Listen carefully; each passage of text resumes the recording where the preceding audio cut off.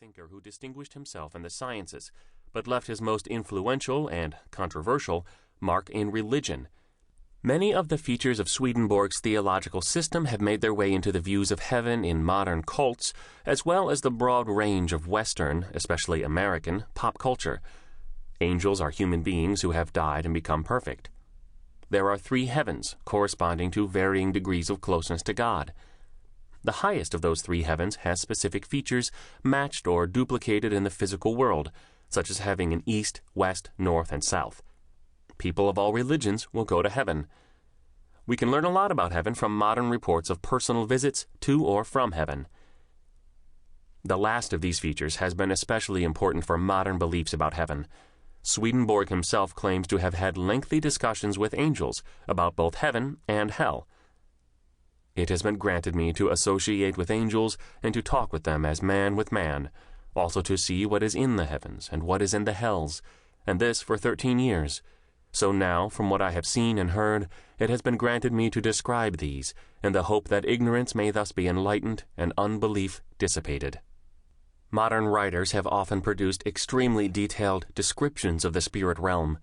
In recent years we have seen a spate of books telling about the author's visits to heaven, such as Betty Eadie's Embraced by the Light. In the 19th century, new religions combined some of the above elements of Swedenborg's visions of heaven, whether they got them directly from him or not, with more traditional Christian elements.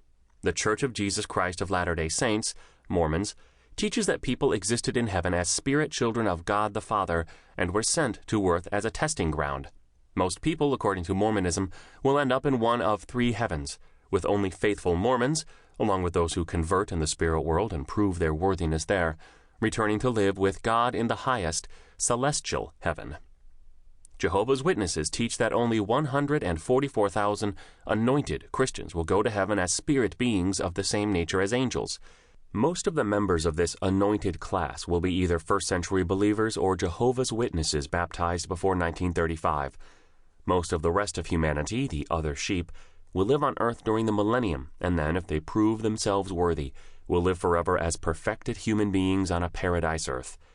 Like another religion to emerge in the 19th century, the Seventh-day Adventist Church and numerous other Adventist groups, Jehovah's Witnesses deny that the wicked will suffer unending punishment. They claim that the hell of the Bible is actually the grave, and that when people die, they cease to exist. Another group of religions to emerge in the 19th century were the mind sciences, which include unity, new thought, and Christian Science.